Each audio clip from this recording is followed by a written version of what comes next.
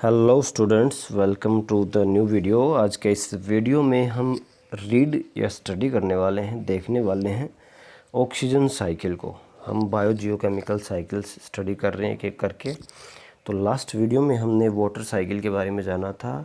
आज के इस वीडियो में हम ऑक्सीजन साइकिल के बारे में जानेंगे। तो हमने सबसे पहले देखा था बायोजियोकेमिकल साइकिल बोलते किसको हैं। तो हम सबसे पहले साइकिल को समझेंगे। तो भी कोई एक सब्सटेंस नॉन लिविंग से चलता है, फिर वो लिविंग में आता है और वापस फिर वो नॉन लिविंग में चला जाता है, तो इसको हमने कह दिया था भी ये एक साइकिल बन जाती है। तो इसको हमने कहा था बायोजियोकेमिकल साइकिल।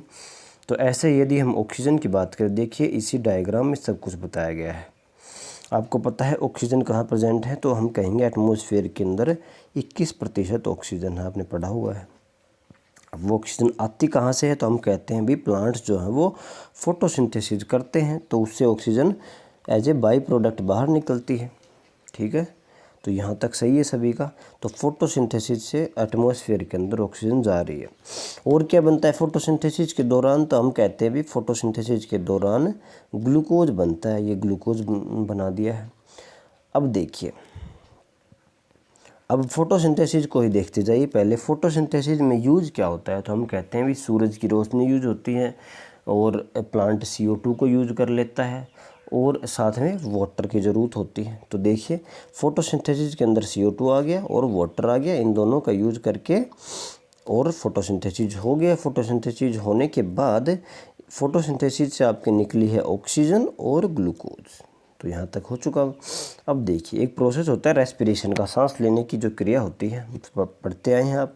उसमें हम क्या करते हैं, ऑक्सीजन को तो लेते हैं और CO2 को बाहर छोड़ते हैं। ये सभी लिविंग कर रहे हैं, इसलिए प्लांट भी करते हैं, बैक्टीरिया भी करते हैं, हम भी करते हैं, जो भी लिविंग है सब रेस्पिरेशन करते हैं। अब देखिए रेस्पिरेशन के दौरान होता क्या है, क्या ले रहे हैं हम, एक तो हम ऑक्सीजन को ले रहे हैं। ये ऑक्सीजन जो एटमॉस्फेयर के अंदर प्लांट ने छोड़ी थी, ये वापस इसके अंदर आ गई रेस्पिरेशन के अंदर। अब इसके साथ साथ ये जो फोटोसिंथेसिस के अंदर ग्लूकोज बना था, इसका भी तो यूज कर रहे हैं हम। ये हमें जब मिलेगा तो ये ऑक्सीजन को ले करके हम इसको तोड़ते हैं, उससे हमें एनर्जी मिलती है। क्या बोला मैंने, जो प्लांट्स ने ग्लूकोज बनाया, जो मतलब जो प्लांट ने मान लीजिए कोई फ्रूट बनाया, वो फ्रूट हमने खाया, खाने से हमें जब हमने डाइजेस्ट किया तो उससे हमें ग्लूकोज मिल गया।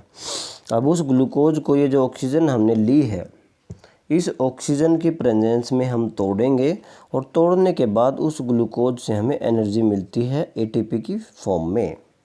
तो मतलब ये ग्लूकोज भी यूज़ कर लिया। तो देखिए एक साइकिल बनाएंगे हम अभी। सबसे पहले अगर हम आप कहीं से भी स्टार्ट करते हैं, जैसे कि एटमॉस्फेयर के अंदर ऑक्सीजन होता है, ऑक्सीजन को लेता कौन है, तो रेस्पिरेशन के अंदर बहुत सारे एनिमल्स, प्लांट, लिविंग बीइंग लेते हैं। रेस्पिरेशन के अंदर फिर निकलता क्या है, वेस्ट। वेस्ट जब हम रेस्पिरेशन करते हैं तो वेस्ट आपका निकलता है वाटर और CO2। तो दोनों वेस्ट जो है वो निकल चुके हैं। तो यहाँ से चली थी ऑक्सीजन, अब वेस्ट निकाल दिया।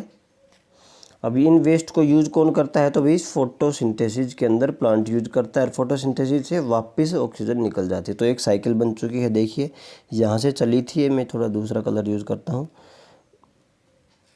यहाँ से चली थी ये यहाँ से होती हुई और ये साइकिल पूरी वापस यहीं आ गई ऑक्सीजन।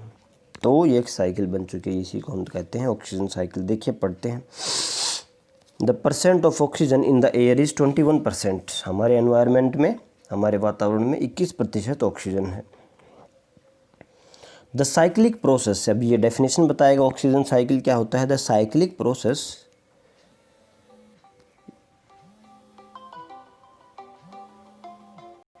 तो देखिए बच्चों क्या होता है oxygen cycle, the cyclic process by which oxygen element is circulated continuously through the living and non living components of the biosphere। तो बायोस्फीयर के अंदर आपको पता है लिविंग भी है और नॉन लिविंग भी है, उसके अंदर ऑक्सीजन घूमती रहती है, सर्कुलेट होती है। देखिए oxygen element is circulated continuously through the living and non living. Oxygen जो है वो लगातार लिविंग और नॉन लिविंग के बीच में घूमती रहती है, सर्कुलेट करती रहती है। इसी को हम कहते हैं ऑक्सीजन साइकिल। जैसे मैंने आपको बताया कहाँ से चली थी, एटमॉस्फेयर से चली, फिर रेस्पिरेशन के अंदर सभी लिविंग ऑर्गेनिजम्स ने ली, रेस्पिरेशन से जो वेस्ट निकला CO2 और वाटर वो उसको यूज किया प्लांट्स ने, और फोटोसिंथेसिस की, और फोटोसिंथेसिस से वापस ऑक्सीजन एनवायरनमेंट में चलेगी। तो ये एक साइकिल बन गई ना, तो इसी साइकिल को हम ऑक्सीजन साइकिल कहते हैं।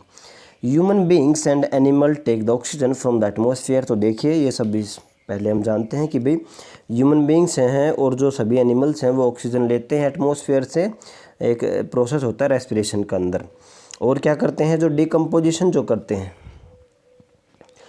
मतलब जो डिकम्पोजिशन करते हैं, जो ऐसे छोटे छोटे जीव हैं, बैक्टीरिया हैं, फंजाई हैं, जो कि हमारे सॉइल के अंदर प्रेजेंट होते हैं और वो तोड़ने का काम करते हैं, डिकम्पोज करने का काम करते हैं। जैसे कि आपने अगर कोई पत्ता देखा होगा, पत्ता पेड़ से गिरा तो वो थोड़े दिनों बाद पत्ता मिट्टी के अंदर ही थोड़ा सा भुरभुरा होकर के, काला होकर के पूरा मिट्टी मिल जाएगा। उसको किसने तोड़ा है, तो उसको छोटे छोटे माइक्रो ऑर्गेनिजम्स हैं, बैक्टीरिया फंजाई हैं, उन्होंने उसको डिकम्पोज किया है। तो डिकम्पोजिशन के दौरान भी ऑक्सीजन की यूज होती है। तो वो ऑक्सीजन कहाँ से लिया जाता है, वो एनवायरनमेंट से लिया जाता है। तो यूज कहाँ कहाँ हो रहा है, एक तो रेस्पिरेशन के अंदर यूज हुआ और आपका यूज हुआ डिकम्पोजिशन के अंदर। दो चीज़ों में ऑक्सीजन यूज हुआ। देखिए respiration and decay of dead organisms release CO2 and water. तो यूज किया उन्होंने ऑक्सीजन को और सब प्रोसेस करने के बाद रिलीज किया CO2 और वाटर को। अब देखिए ये CO2 और वाटर यूज कौन करता है, तो ग्रीन प्लांट यूज करते हैं फोटोसिंथेसिस के दौरान। और फोटोसिंथेसिस के दौरान ऑक्सीजन निकलती है, आपने पढ़ा होगा पहले भी, फोटोसिंथेसिस में पेड़ ऑक्सीजन छोड़ते हैं तो फोटोसिंथेसिस में ऑक्सीजन बाहर निकलती है। और this oxygen is again used by human beings and animals. तो ये एक साइकिल बन गई। तो मैंने आपको सभी बता चुका है, ये लिखने का काम है, आप ये नोट्स में लिख सकते हैं। नेक्स्ट वीडियो में हम स्टडी करेंगे कार्बन साइकिल।